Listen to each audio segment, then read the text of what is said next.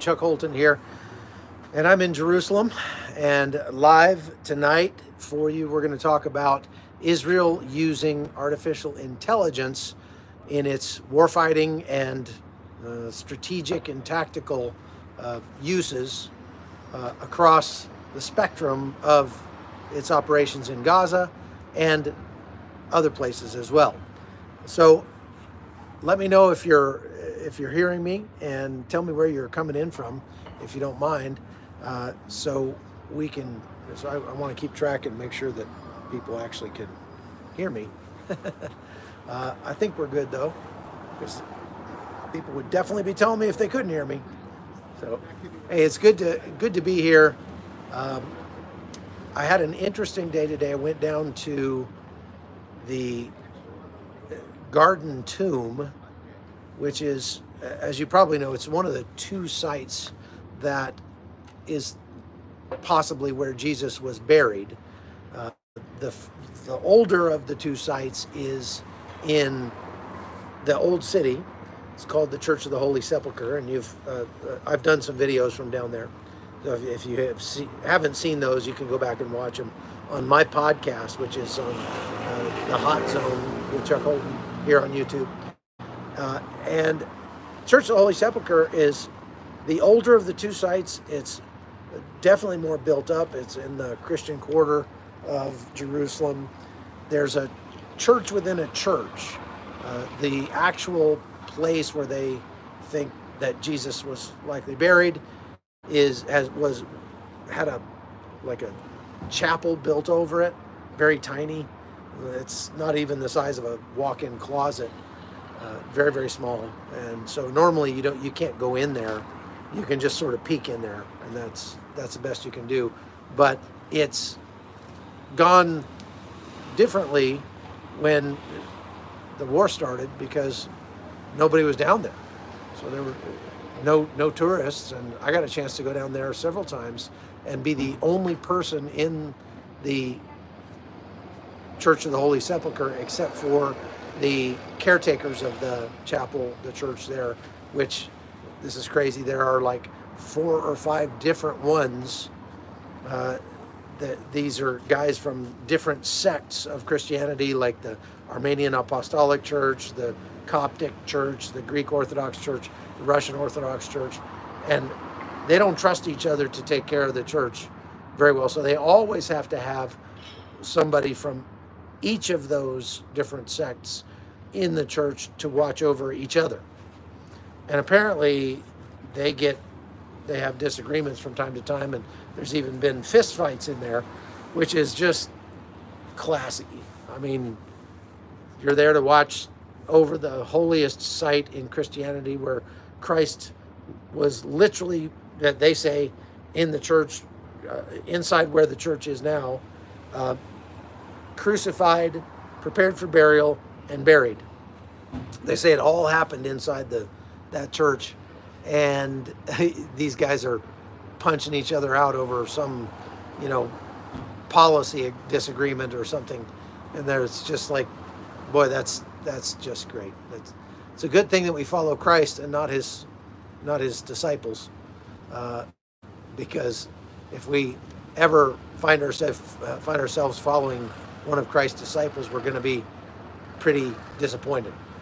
I've been meeting lots of people here in town who are watching these lives every night. That's pretty cool. People come up to me all the time now and say, hey, I've been watching your lives ever since October 7th. So that's kind of fun.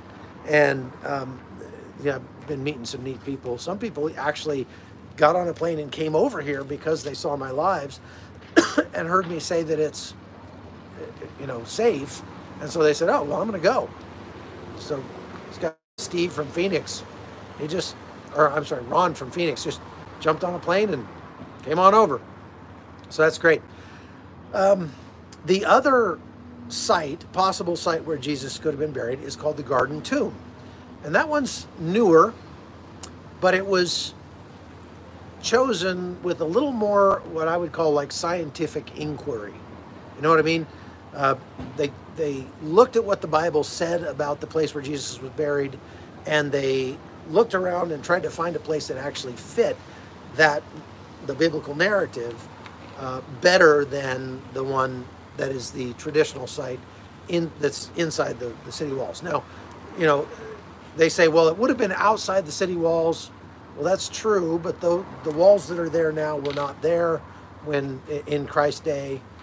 There were different walls, I believe, and so it could have, the older site could have actually been outside the city walls.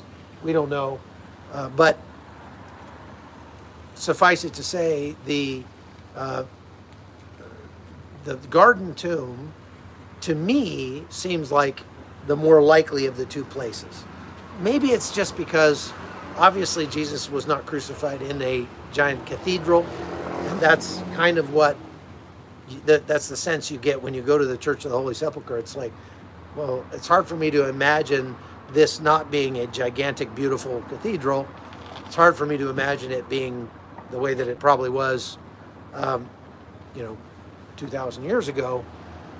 And the garden tomb is more kind of pristine that way, right?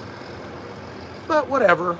The place that the garden tomb claims is Golgotha would have been right on the road that comes out of the Damascus gate. And so it would have been very, very visible. It's on a high point. There's a cliff there. The cliff actually has some little caves in it that make it kind of look like a skull. And so you look at that and you go, that to me would be the place of the skull. That looks like Golgotha, right? And so, you know, the burial would have likely been close to that place where they crucified him, if indeed they crucified him on top of Golgotha. And the garden tomb is just, you know, walking distance from there, very close. And there are tombs there. The tombs have kind of like a carved channel where they would have had a big stone in the channel that they could have rolled into place. So there's stuff like that that makes you go, yeah, there's things that make sense from the biblical narrative in the garden tomb. So I went down there today. The garden tomb is situated in Arab East Jerusalem. And so it's been a little dicey going down there, you know, since October 7th. That's where, I mean, basically everybody that lives down there is Palestinian. And they are Arab Israelis, which is a little different from the Palestinians that live in like the West Bank or Gaza, but still they definitely commiserate with their brethren in Gaza and the West Bank and everything. I mean, I got into a conversation today with an Arab shopkeeper, and I ended up being there for over an hour with this guy, and he was hot. Like he was trying to sell me a scarf, and I just was trying to be friendly and just engage him a little bit in conversation. He was like, well, what do you think about this terrible destruction that they're murdering everybody, the genocide that's taking place in Gaza? And I said what I've been saying on these lives for some time. I said, well, release the hostages. He said, what? I said, release the hostages. Yeah, I'll get to the AI thing. I just want to tell you what I did today first, okay? So be patient. I said, release the hostages, and he just lost his mind. What? Ah! You know, and it literally, he started yelling to the point where Israeli police and military started sort of showing up and gathering around and watching to make sure that he wasn't going to, you know, pull out a knife or something. And I was just politely listening, and I just was like, well, I'm okay, so I'm willing to listen to you. I'm not here to give you my opinion. You just asked me, so but I didn't come here to give you my opinion. So if you want to tell me about what you think about October 7th and the fight in Gaza, go right ahead. I'll just listen. I'm a journalist. I don't want to tell you about me. I want to hear about you. And man, he went on and on and on for an hour plus, almost an hour and a half. And how, you know, he doesn't believe a word of what they claim happened on October 7th. There's no way that the Palestinians would have murdered women and children. I was like, dude, I was there. Like, I went to Be'eri and I saw the bodies. They were, and he's like, no, you didn't. You didn't see the body. I'm like, what do you mean I didn't see the body? Like, you're telling me what I saw? I'm telling you I saw the bodies. And he couldn't take that. He was losing his mind. And finally, he was like, well, if any children were killed in October 7th, then that's bad. So I got it, we made some progress there. Long and the short of it was, I ended up praying with him in Jesus' name. He let me pray with him. It really calmed him down. He called me brother. We talked, and we sort of, we smoothed it over. But without a doubt, you go down there and you talk to these guys that are Arab Israelis, and they will absolutely lose their minds about what's happening in Gaza, and have there's no way in their minds that it connects in any way, shape, or form to what happened on October 7th. They're just like, well, the Israelis have been killing us for years. I'm like, no, they weren't killing you on October 6th. Well, yes, they were. They've always been killing us. They've always been killing us. And it's just like, wow. I came away from that pretty discouraged, because it just doesn't seem like you can be reasonable with somebody who is unwilling to be reasonable.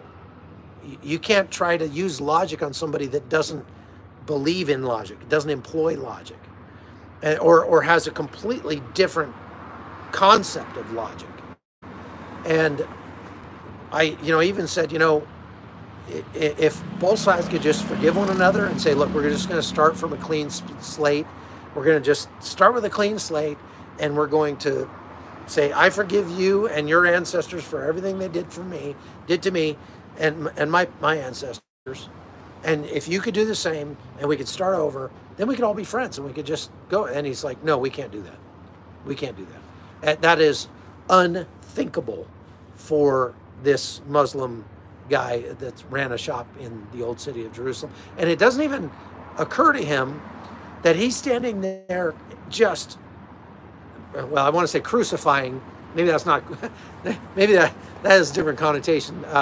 He's absolutely excoriating the Jews and the Jewish government, the same Jews and Jewish government who allow him to live in freedom here in Israel and have his shop, and who are walking by and are listening to him just pour out hate on them, and they're doing nothing. He was waving his arms and actually slapped a passing policeman by accident. He was just like, yeah, and this cop walked by and kind of blocked him and literally would have slapped him right in the face.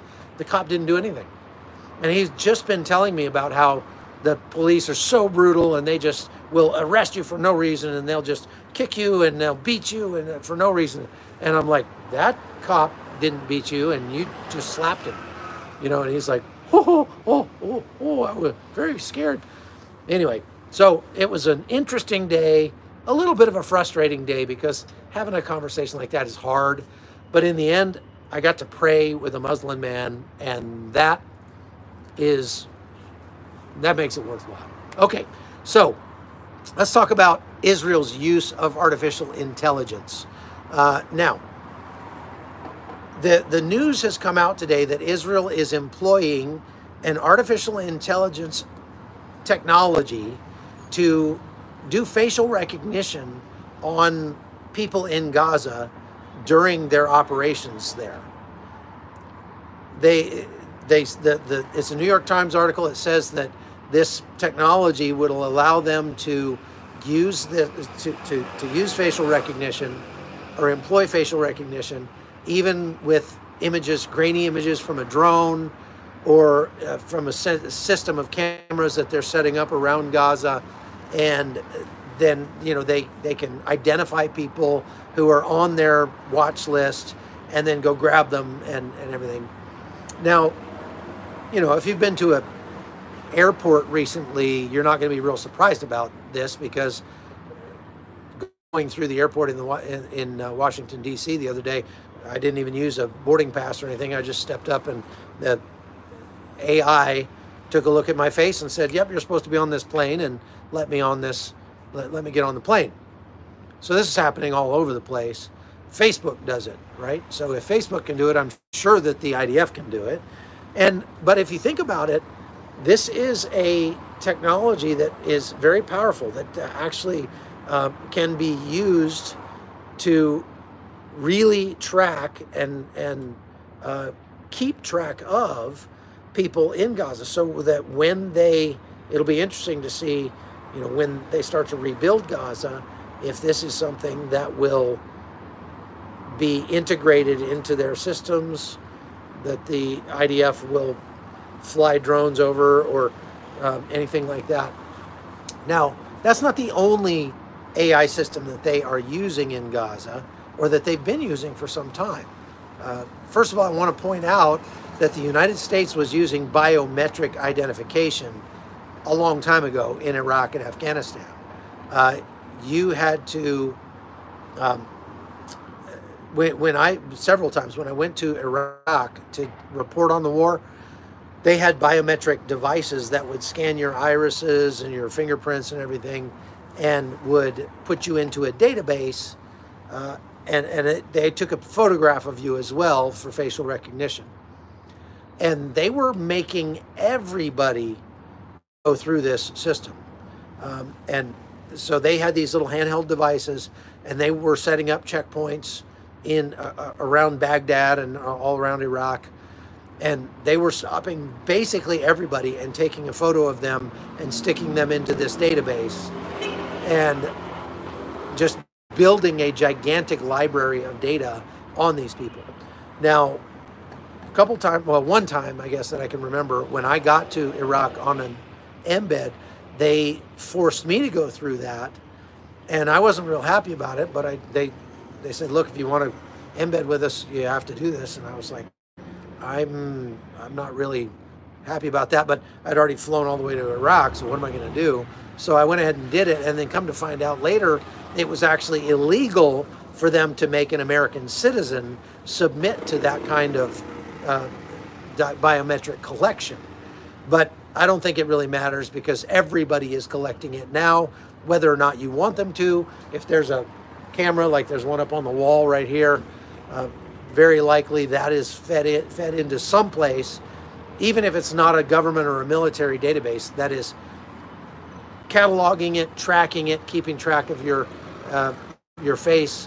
And I mean, the surveillance cameras that I have at my home have the ability to recognize me and the other people in my family, and then send me an alert if it sees somebody on my property that's not already in our database of my family. So this is something that's just happening all over the place. So it's not surprising that Israel would be using this at all.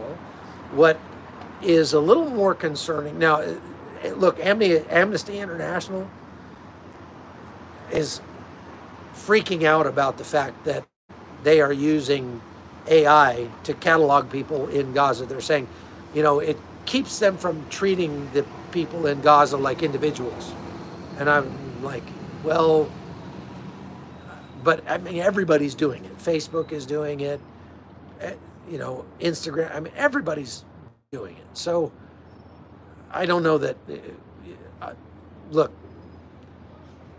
as far as I'm concerned right now, if you're worried about your face being picked up on facial recognition, then you're basically never going to be able to leave your home again, because it's everywhere.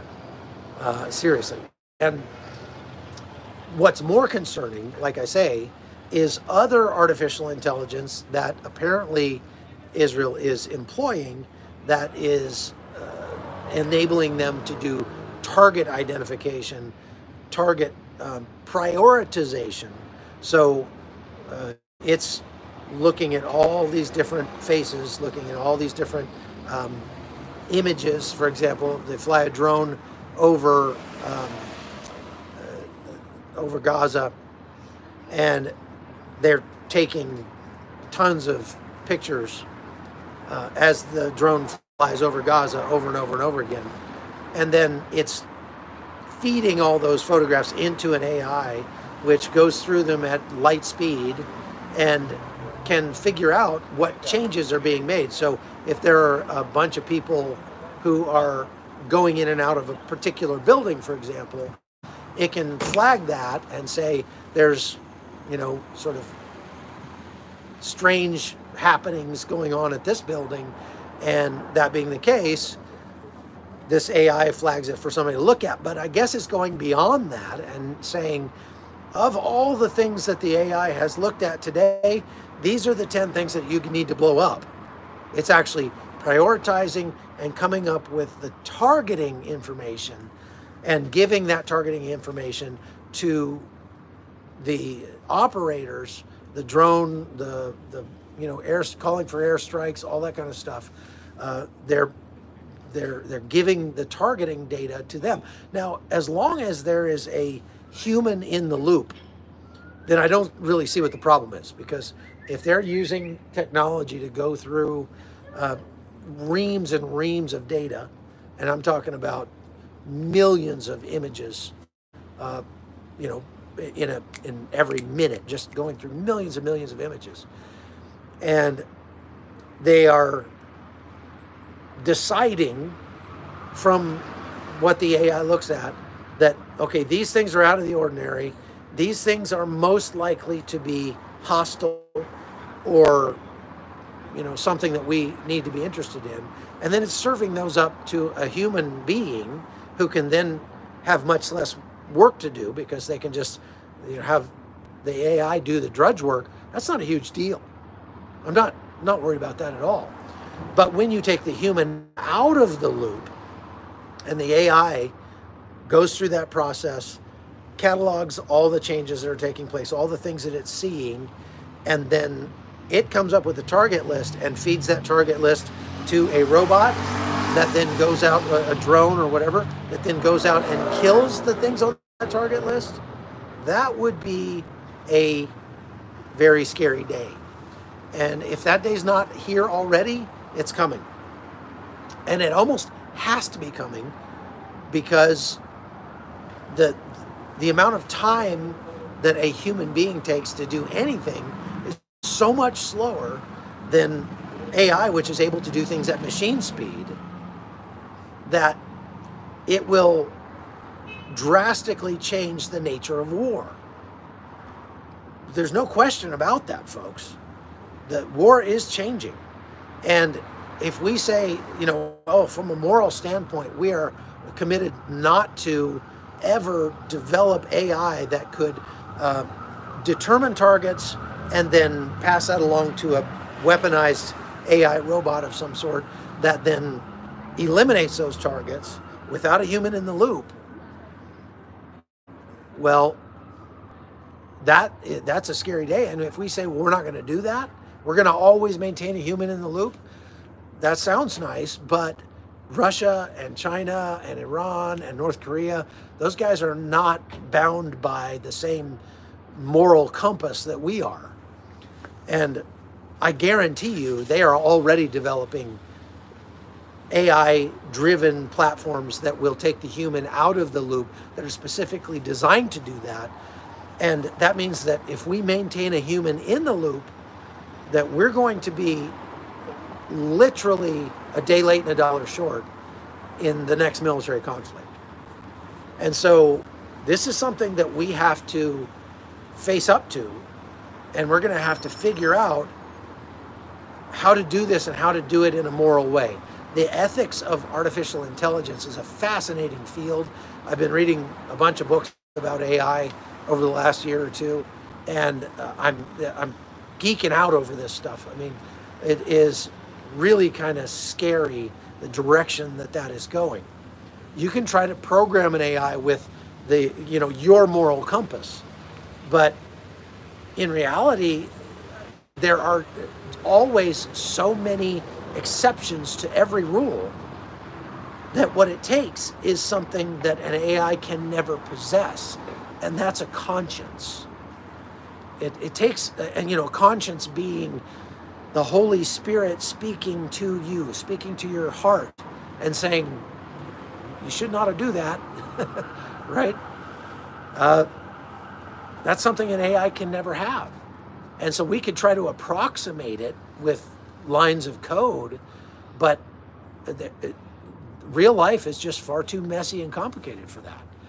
So, case in point, back in October, it turns out that Israel was employing an AI system, a pretty wide-ranging one, apparently, that was plugged into their early warning system down on the Gaza border, plugged into the cameras, plugged into the, even, I guess, the target robot targeting machine guns they had up on the parapets around on the fence there.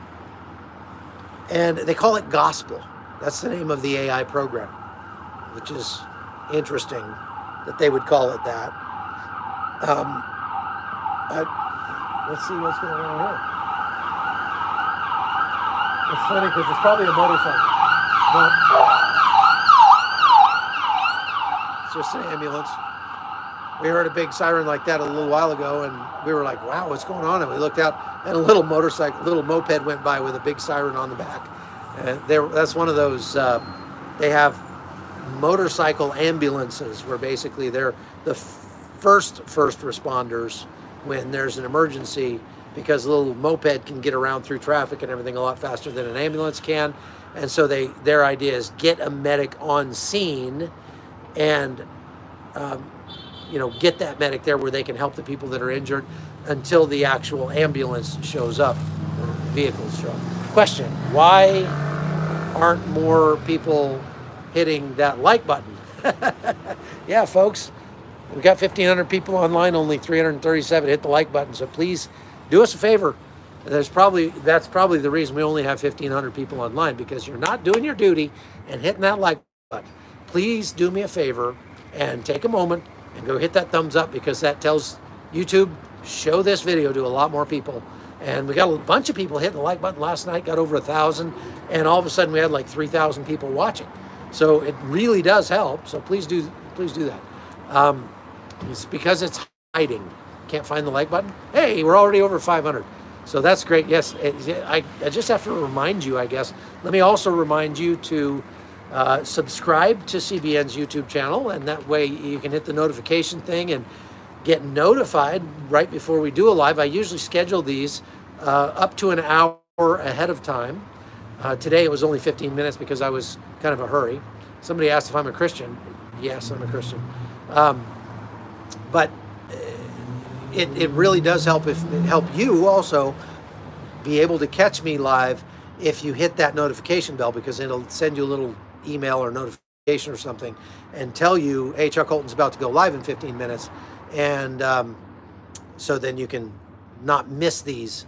I know a lot of people complain, hey, cat. I just saw a black cat go by. There were a lot of cats out here, and I thought, well, no wonder they call it Purim. That's my dad joke for the day. That's what you get. I don't hit that like button, though, ever. Well, it'd be nice if you would.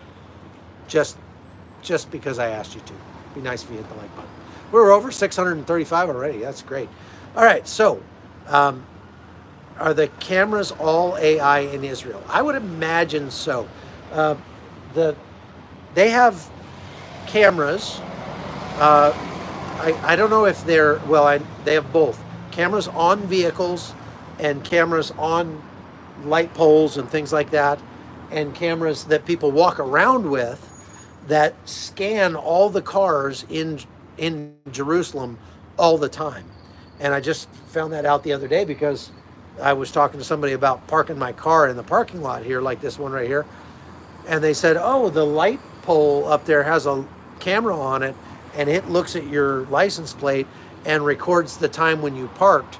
So if you don't pay for your parking, they don't have parking meters here. You have to get an app on your phone. And when you park your car, you just get out of your car and you hit, I'm parking now, and it knows where you are, and it knows your license plate number, and it's all in the app.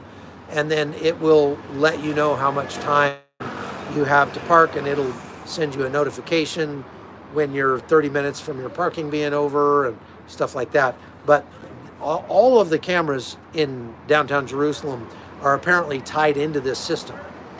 And the system that they had, now I don't know if the gospel system is the same as the parking meter system. I hope not, because apparently the gospel system is being, well, they're accusing Israel of allowing the gospel AI system to actually do targeting but I wanted to do this live because I wanted to clarify that it's very, very unlikely that Israel is allowing the AI to actually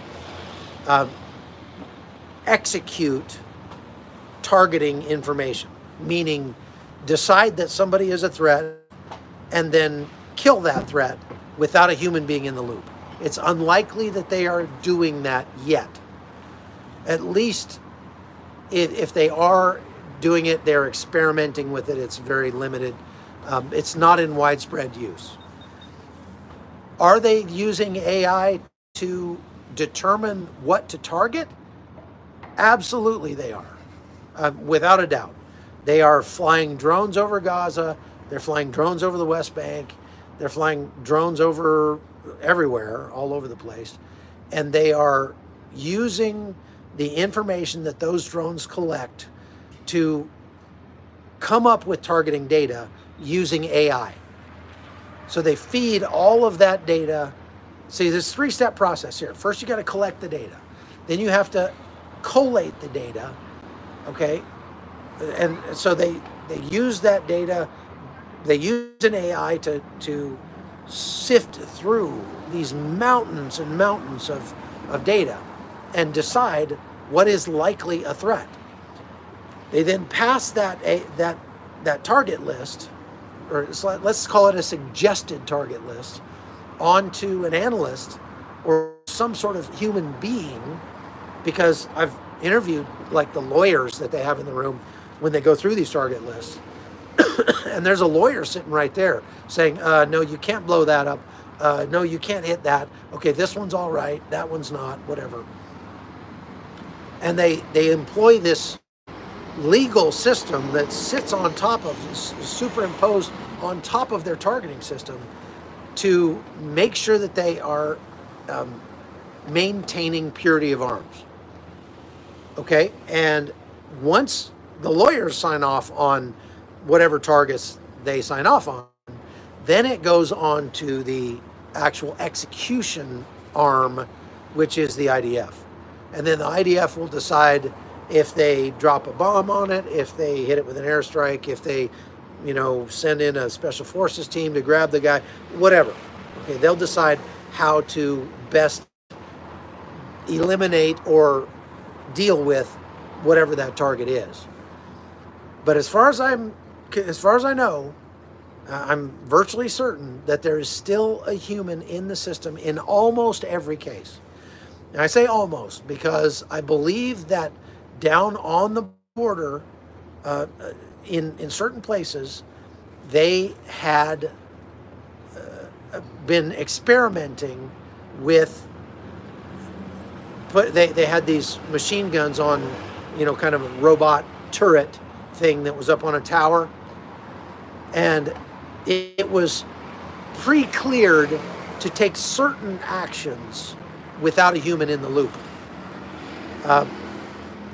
I'm not positive of that, but they're rumors, let's say, that there were certain things that they were allowing the robots to do at certain times under certain conditions, very, very tightly controlled. But I'm pretty sure that their actual policy, as it stands, is that there's got to be a human in the loop making that final decision before they kill somebody, or allow a robot to kill somebody. Now, here's something that's really freaking them out in Gaza. And this is one of the reasons why I think it led to this story.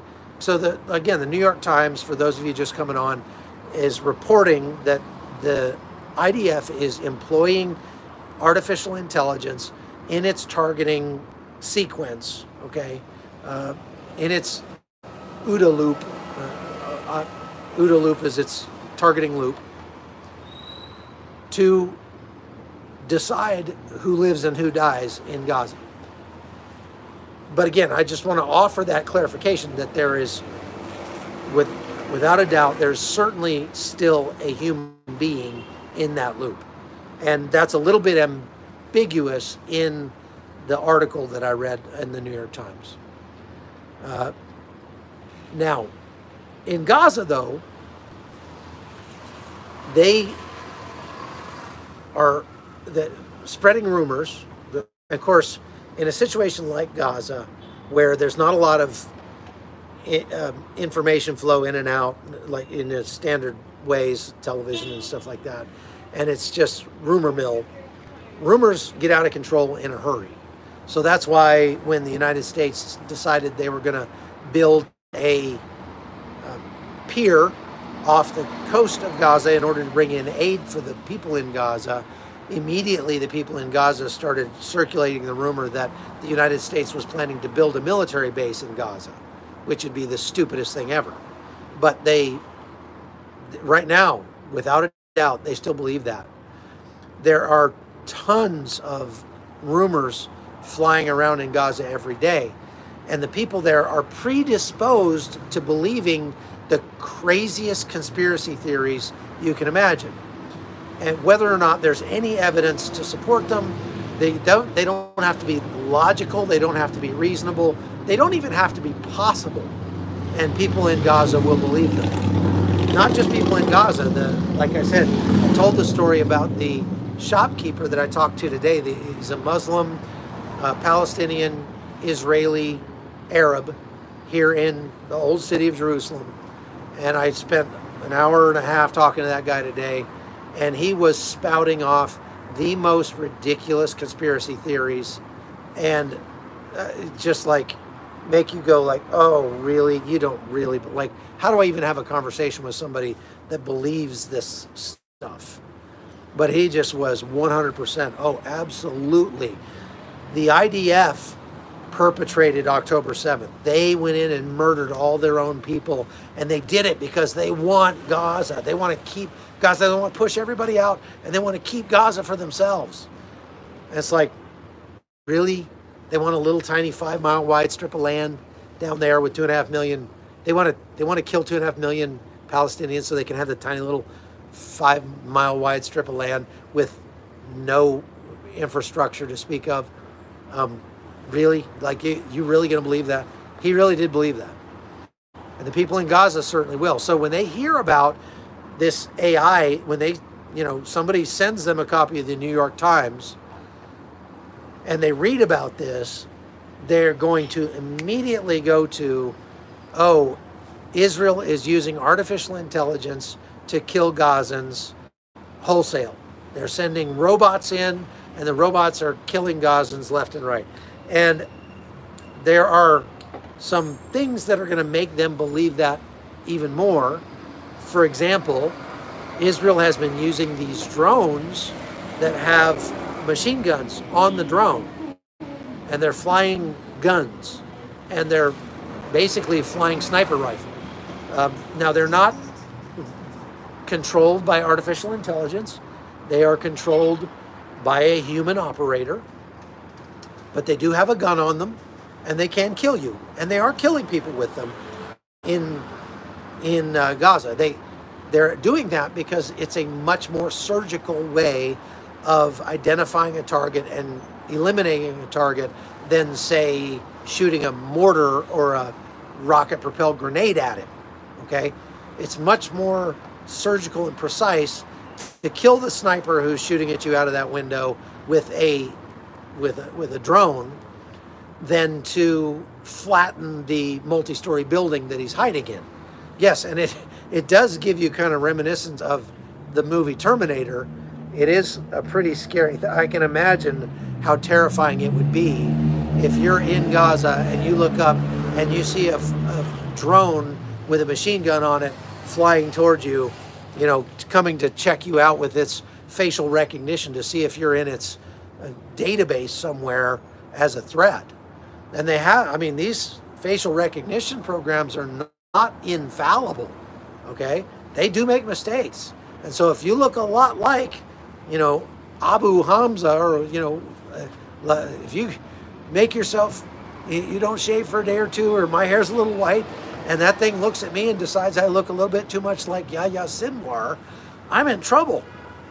And holy cow, you know, that's why I'm telling you, these flying guns are not being controlled by AI. Now, the problem that you run into here is that even if there's a human being in the loop, the human being is relying on the information that the AI is giving it.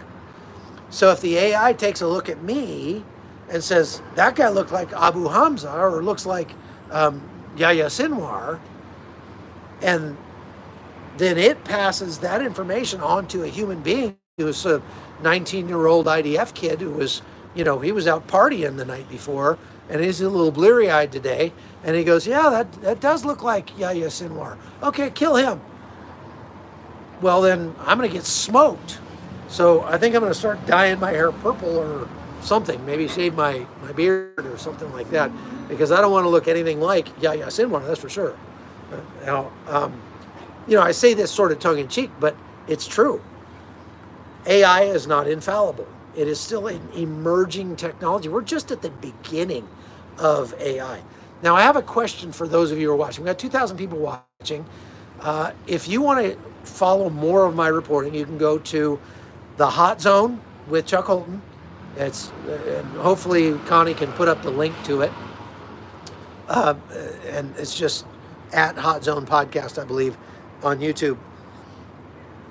And I'm doing reporting on all sorts of stuff besides what's happening in Israel, but also what's happening in Israel over there. So you can come and follow me there. I would appreciate that.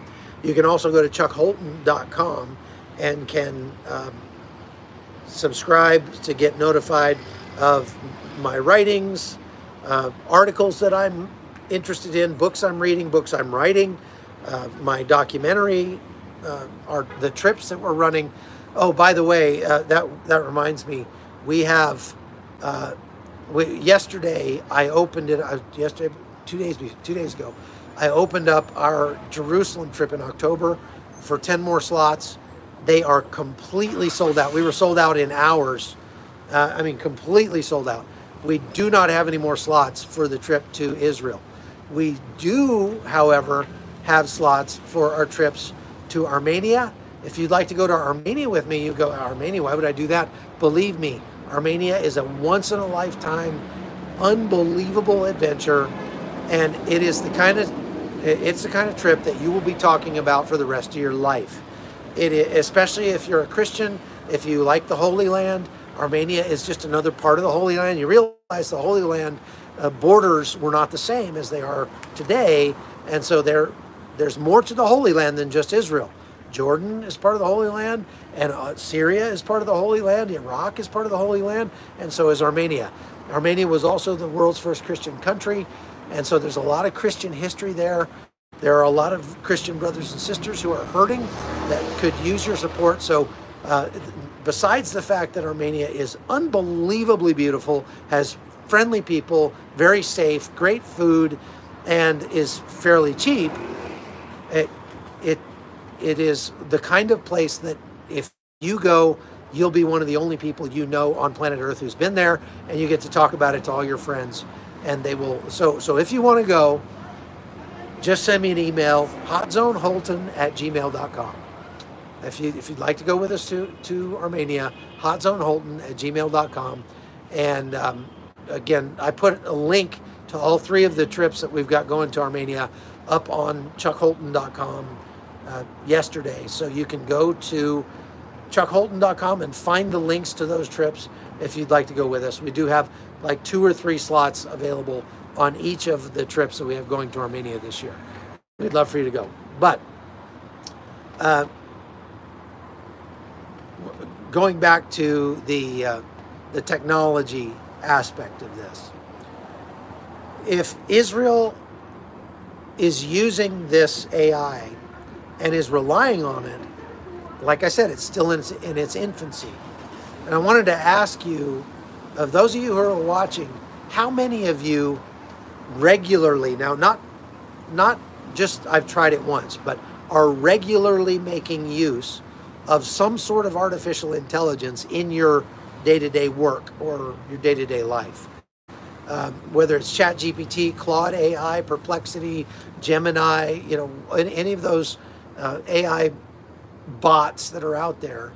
And more people are using them. I can promise you, I'm using some of that AI every single day, and it has dramatically changed my life, my work life especially, made me much more productive.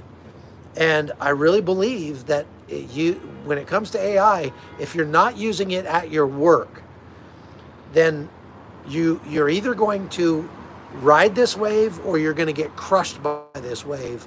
There's not a third option.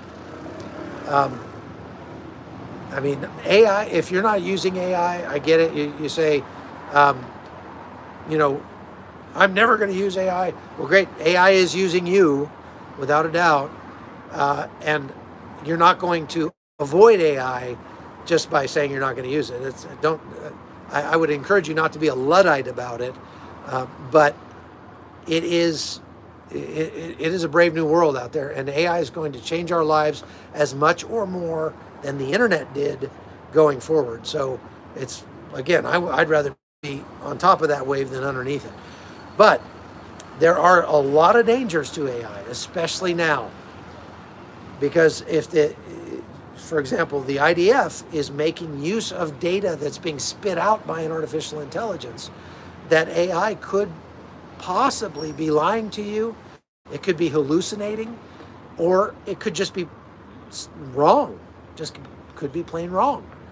And if that's the case, then garbage in, garbage out, right? It's just like we used to say that about computers, only now you are the computer and the AI is giving it to you. Question, do you think that AI will actually make it easier to spend time with loved ones, or will it have the opposite effect? Well, I believe that because AI has made me much faster at doing my job, it's given me the opportunity to spend more time with my loved ones. For example, the scripts that I have to write for CBN when I make a news feature used to take me, well, at the beginning it took me a week. And I'm a big believer in sort of efficiency theory, you know, cutting out the 80% of things that have 20% of the value and keeping the 20% of things that have 80% of the value. And so I'm always trying to make my workflow more efficient. And so I got that process of making a script for CBN from a week down to a day. And it really got it down to about 4 hours at the top end. That's the fastest I could do it, was in about 4 hours. When I started employing AI to help me with the heavy lifting on that script writing, it took a process that took me 4 hours and took that to 20 minutes. And no kidding, now I write scripts in 20 minutes that I'm using. And so, you know, I get paid by the piece, you know, for what I put out for CBN. I'm not on a salary for them. And so if I'm working 20 minutes and getting paid the same amount, or even if I'm getting paid half as much, it's far more profitable for me, which means that I get to spend more time with my family if I choose to, if my family's here. It has made me more profitable, and that has allowed me to bring my wife along with me as I travel more, and that is very helpful. Thank you very much. More on DNA sample from the hostage found. I have not heard anything more on that DNA sample from the 19-year-old female hostage that was found. Now, there was another female hostage who came out and said the other day, this is the one who she had been released, and she came out and detailed the sexual violence that was done to her while she was a hostage, and it's horrific. It's really, really bad. So somebody's asking, what AI do you use for writing? Right now, I am using mostly Claude AI, C-L-A-U-D-E, AI for my writing. I also use ChatGPT a bunch, and I use Gemini quite a bit more recently because it integrates directly with Google products, and I can have it, for example, search through my Gmail box and tell me how many plane flights I took last year based on the number of tickets I bought, or stuff like that. And Gemini can sift through all my data and spit out information that I'd like to know. So it's actually pretty cool. Yeah, there's that's not Beeper Guy, just a guy honking his horn. Okay, so do I know anything about the meeting in Rafah? No, I know that one of the leaders of Hamas went to Tehran to meet with the Iranians, and that's obviously not a good thing. When it comes to tunnels, how many tunnels are blown up? I don't know exactly how many tunnels they've blown up now, but it's a lot. They've blown up a lot of tunnels. And the right answer to that question is not enough, because they are finding, the IDF is finding Hamas fighters in tunnels that they missed that are under Shifa Hospital and in Han Yunis. In areas that they thought they cleared, they're finding new tunnels that they didn't know were there that have dozens and dozens of Hamas fighters in them. So far at Shifa Hospital, they are still trying to clear that hospital complex. And this has been almost 2 weeks now. And they have arrested more than 500 Hamas fighters out of the Shifa Hospital complex. And they have killed, it's got to be close to 200 at this point. They're actively fighting them. And so the podcast that Eric Prince does called Off Leash, he said in his podcast yesterday or today that the IDF stopped flooding the tunnels, and he doesn't know why, but they should have continued flooding the tunnels to deny the enemy the ability to stay in those things. I have no idea why they didn't just keep pumping seawater into those tunnels until they were all flooded. But they must have had their reasons. I don't know. Okay, so somebody's asking if I've read the Quran. Yes, I have. On a hopeful note, the female hostage could have left menstrual blood, maybe intentionally, was a marker. Yeah, possible.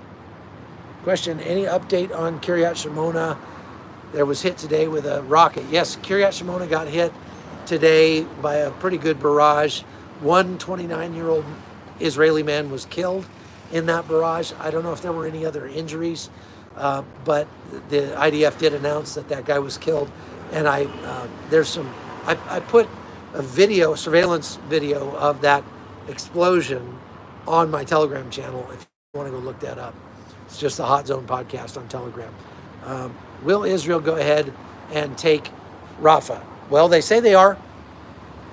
Israel says that they are definitely going to take Rafah, and nothing's going to stop them from doing it.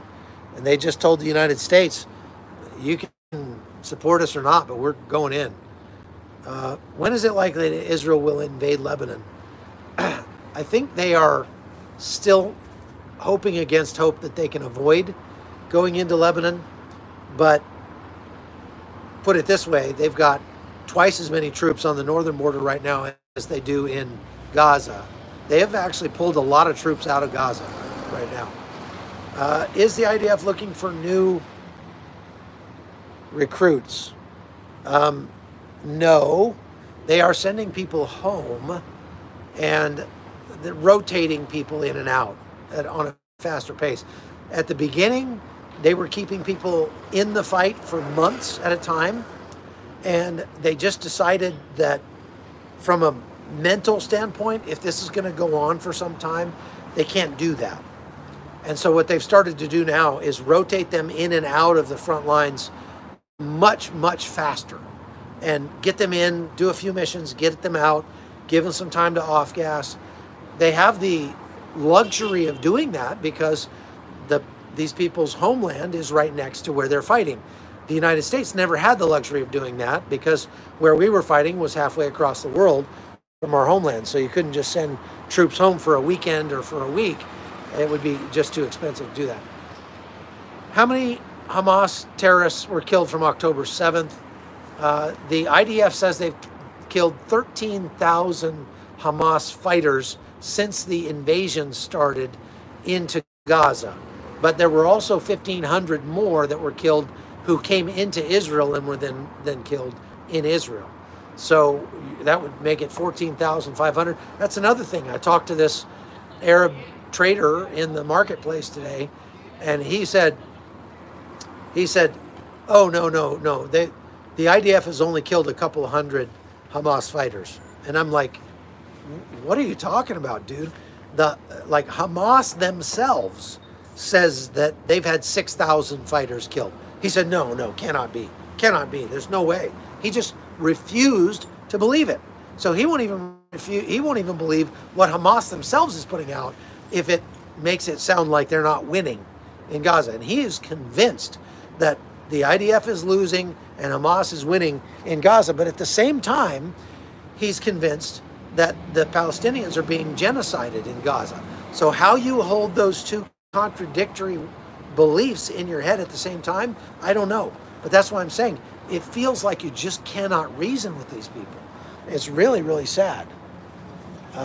Okay, so let's talk about one other thing. Are the Houthis finally done being a pain? No, the Houthis are still fighting. They have met with Iranian officials and are apparently Iran is planning to give the Houthis even more high technology weapons to continue being a pain in the Red Sea and the Gulf of Aden for some time to come. And I mean, what a concept. I guess this is a little bit like the NATO countries and the West having Ukraine do our fighting for us against Russia, because Iran is having the Houthis, Hezbollah, and the Hamas fighters do its fighting for them against Israel and the United States. It's war by proxy. Almost every war is a war by proxy these days, and it just, this is the way of things. That's why people ask me, do you think that World War III is going to start soon? And I say, I think it already has started.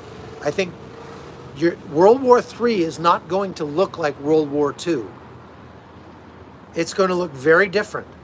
And I believe it's going to look like what we see right now, which is the major players on the world stage using proxies all around the world to fight each other. It's like two big men getting their sons to go beat each other up instead of them getting in a fight. Because if these two men get in a fight, knives are going to come out and somebody's going to die. So they just decide, we're going to have our sons just put on boxing gloves and have a boxing match, and they're going to fight it out, and then that'll be good enough. It's almost like that, except that's never good enough. That we're just going to keep pouring money into this, and so is Iran, and so is Russia, and so is China, and it's just who knows how long this will go on. Did some interesting interviews today down in the old city with other shopkeepers and merchants who were not Arabs, not Muslims, who said that their business is down 90% or more from before October 7th. The Arabs told me that too. They just wouldn't tell me on camera.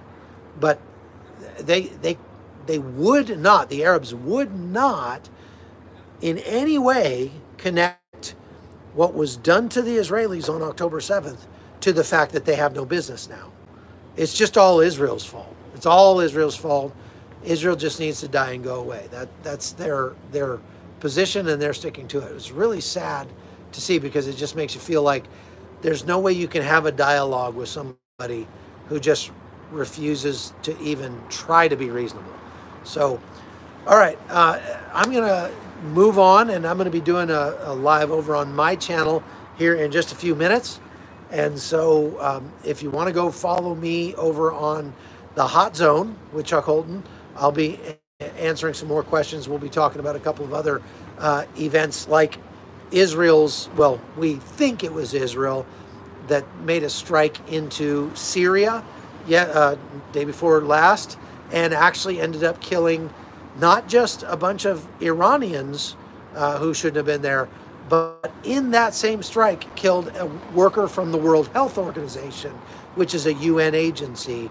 And there's just more evidence that the United Nations is in bed with our enemies, with the enemies of the West. And so we're going to be talking about that over on the Hot Zone here with Chuck Holton just in a few minutes. So I highly recommend that you go subscribe and watch over there at the Hot Zone, and we can talk about that. It's also a much smaller crowd, so we don't have quite as many comments going by, and I'm more able to interact with you and answer your questions. So if you have questions that you have for me that you want to ask me, go over to the Hot Zone right now, and I'll be up there in just a couple of moments, and then we can have more of a discussion over there, okay? All right, God bless you all. I'm going to pray real quick, and we're going to pray for Israel. We're going to pray for Gaza and pray that this war ends soon. Lord, I just come to you right now, and I beg you, Father, to intervene in our affairs. We, human beings, are so stupid. That's why we're called sheep, you know, because sheep are dumb. And we're just dumb, Lord, and we all you have to do is look at the mess that we make here on planet Earth to understand just how dumb we are. But you made us. And Lord, we just pray that you would fix what we have broken. We pray that you would show yourself powerful and merciful, and that you would have mercy on the people of Gaza. You would have mercy on the people of Israel. You would have mercy on those hostages that are still being held. And you would intervene and supernaturally cause those hostages to be able to escape or to be rescued alive and be returned to their loved ones sooner rather than later, Father. Lord, our hearts are burdened for the people who are suffering in Gaza. And it just tends to make me so angry to think that there are people who are rejoicing over the suffering of the people in Gaza because it serves their political ends, and that's Hamas. So, Father, I pray that Hamas would be defeated and that those evil men's plans would be thwarted at every turn. And I pray, Lord, that this would end quickly. There would be peace in Jerusalem, that you would forgive us for our sins, forgive us for our hatred, that you would bring healing and reconciliation, and you would bring forgiveness on both sides of this conflict. And we pray these things in Jesus' name. Amen. All right, folks, thank you very much. I appreciate you. And again, I'll be live over on the Hot Zone here on YouTube in just a few minutes. So stay tuned. We'll see you later.